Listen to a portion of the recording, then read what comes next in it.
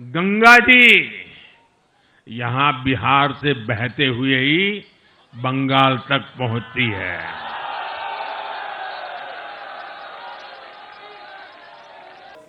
बिहार में एनडीए ने अपने जातीय गणित और मुख्यमंत्री नीतीश कुमार के लिए अप्रत्याशित समर्थन की लहर के दम पर भारी जीत हासिल की है और सत्ता बरकरार रखी है। इस जीत ने विपक्ष को पूरी तरह से ध्वस्त कर दिया। तेजस्वी यादव की राजद को 2020 की आधी से भी कम सीटें मिली हैं। सत्तारूढ़ एनडीए ने 243 सदस्यीय बिहार विधानसभा में 202 सीटें जीतकर राज्य में अपनी पकड़ न सिर्फ मजबूत कर ली है बल्कि अटूट कर ली है। अब विपक्ष महागठबंधन को केवल 35 सीटें ही बिहार की जनता ने दी है और प्रधानमंत्री नरेंद्र मोदी ने कहा भी कि बिहार में भारी जीत ने तूफान ला दिया। उन्होंने ये भी कहा कि कुछ दलों ने MY का तुष्टीकरण फॉर्मूला बनाया था, लेकिन इस जीत ने महिला और युवा के नए MY संयोजन के पासे को ही पलट दिया। नमस्कार, मैं हूं आशीष त्रिपाठी आपके साथ। ये तो थी बिहार की बात, आगे भी होगी, लेकिन बात बंगाल की भी होगी, जहां एक छत्र ममता बनर्जी का राज है और लेफ्ट जैसे मजबूत एक छतनार वृक्ष को उन्होंने वहां से उखाड़ा था और लंबे समय से वो खुद उसी भूमिका में वहां नजर आ रही हैं। लेकिन पिछले लोकसभा चुनाव में जो हुआ उसने लोगों को ये सोचने पर मजबूर कर दिया कि अब बंगाल में क्या होने वाला है। ममता बनर्जी के लिए बहुत मुश्किल होने वाली है। ममता बनर्जी अकेली हैं। INDIA के जितने बड़े विकेट थे सब उखड़ गए। राहुल गांधी, लालू यादव, अरविंद केजरीवाल, खैर मैं किसका नाम ले रहा हूं, अरविंद केजरीवाल तो पूरी तरह से मौका परस्त थे, सिर्फ अपनी बात मनवाने के लिए, संसद में कानून लाने के लिए। जब तक हुआ नहीं ये सब कुछ, दिल्ली में चुनाव हुए नहीं, तब तक तो वो INDIA के सहयोगी थे। जैसे ही सब काम हुआ वो उन्होंने कहा अच्छा जी नमस्कार हम चलते हैं। वो तुरंत छोड़ करके INDIA को अकेला निकल गए। ओवैसी और INDIA के जितने भी 15-16 घटक दल के नेता थे, चाहे उसमें खुद नीतीश कुमार ही क्यों ना रहे हों, उन्होंने भी बहुत पहले INDIA को छोड़ दिया।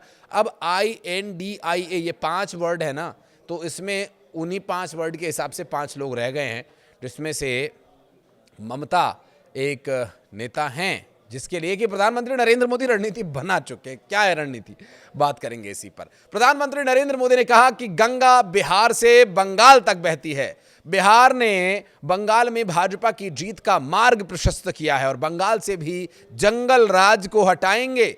PM मोदी ने कहा कि मैं बंगाल के भाइयों और बहनों को भी बधाई देता हूं।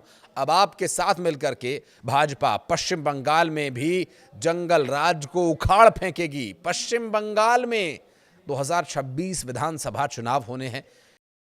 गंगा जी यहां बिहार से बहते हुए ही बंगाल तक पहुंचती है।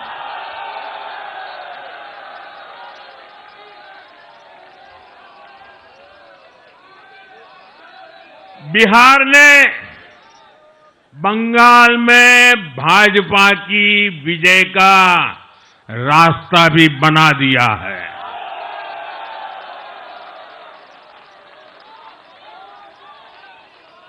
मैं बंगाल के भाइयों बहनों को भी आश्वस्त करता हूं, अब भाजपा आपके साथ मिलकर पश्चिम बंगाल से भी जंगल राज को उखाड़ फेंकेगी। बीजेपी मिशन पश्चिम बंगाल की तरफ कूच करने की तैयारी कर रही है, लेकिन ये तैयारी पिछले विधानसभा चुनाव से लेकर फिर लोकसभा चुनाव और अब एक बार फिर से जो विधानसभा चुनाव आ रहे हैं इसके बीच चल ही रही थी, कार्रवाई चल ही रही थी। ग्राउंड पर बीजेपी के जो NDA के समर्थक दल है सभी काम कर ही रहे थे। छुट्टी नहीं ली किसी ने, कोई घूमने नहीं गया, यात्रा पर नहीं निकला कोई भी, लेकिन अंदर खाने काम चल रहा है। हालांकि फिर भी इतनी आसान ये राह होने वाली नहीं है। क्यों, कारणों पर बात करेंगे। पश्चिम बंगाल में जीत की हैट्रिक लगा चुकी ममता बनर्जी बेहद दमदार तरीके से सूबे की सत्ता पर काबिज हैं और साल दर साल ममता बनर्जी की पार्टी TMC ने पश्चिम बंगाल में जीत जो हासिल की वो जीत बड़ी होती चली गई। साल 2011 में 294। पश्चिम बंगाल में लेफ्ट को पूरी तरह से साफ करते हुए टीएमसी ने 184 सीटों पर बम्पर जीत हासिल की थी। मुख्यमंत्री बनी ममता बनर्जी। जब साल 2016 का विधानसभा चुनाव आया तब ममता बनर्जी ने प्रदेश की 211 सीटों पर जीत हासिल करते हुए एक बार फिर और दमदार तरीके से वापसी की। 2021 का वो विधानसभा चुनाव जब बीजेपी ममता बनर्जी को उखाड़ फेंकने के लिए पूरा जोर लगा रही थी, उस वक्त टीएमसी की जीत का दायरा और भी बड़ा हो गया।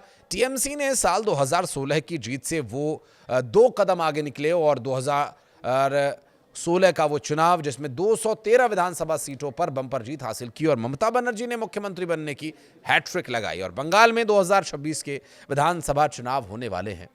प्रधानमंत्री मोदी ने कहा कि गंगा बिहार से निकल के बंगाल तक जाती है और बंगाल में भाजपा की जीत का मार्ग प्रशस्त होगा। बंगाल से हम जंगल राज हटाएंगे। और इतना ही नहीं, प्रधानमंत्री ने अपने भाषण में यह भी कहा था कि मैं बंगाल के भाइयों और बहनों को बधाई देता हूं।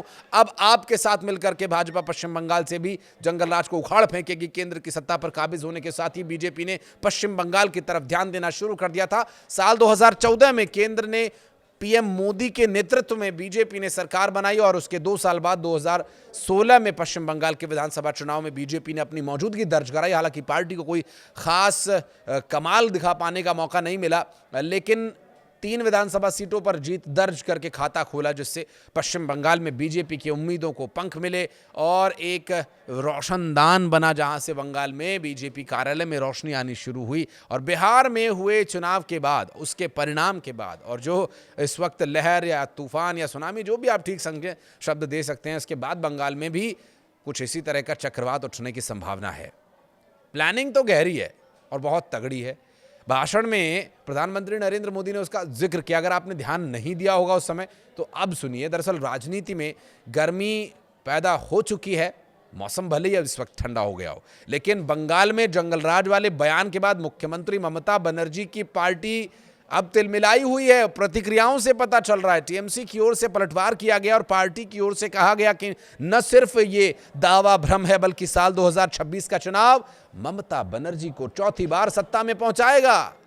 ठीक है, दावे हर कोई करता है, सबको अपना हक है दावा करने का, लेकिन बिहार में जो हुआ उसके बाद बंगाल में क्या संभावना है, आप क्या देख रहे हैं? कमेंट सेक्शन में दरवाजे आपके लिए खुले हुए। आइए और बताइए क्या लगता है आपको कि बिहार जैसे राज्य में जब बीजेपी ने इतनी मजबूत और बढ़त हासिल की है, सबसे बड़ी पार्टी बनकर उभरी है, लोकसभा चुनाव को देखते हुए बंगाल विधानसभा चुनाव में क्या और कैसी तस्वीर आप देखते हैं? आप प्रिडिक्ट कीजिएगा कमेंट सेक्शन में। और फिर विधानसभा चुनाव बंगाल के बाद जो भी रिजल्ट होगा फिर हम मैच करेंगे और बात करेंगे। आप लोगों से भी कोशिश करेंगे आपकी प्रतिक्रिया लेने की। धन्यवाद।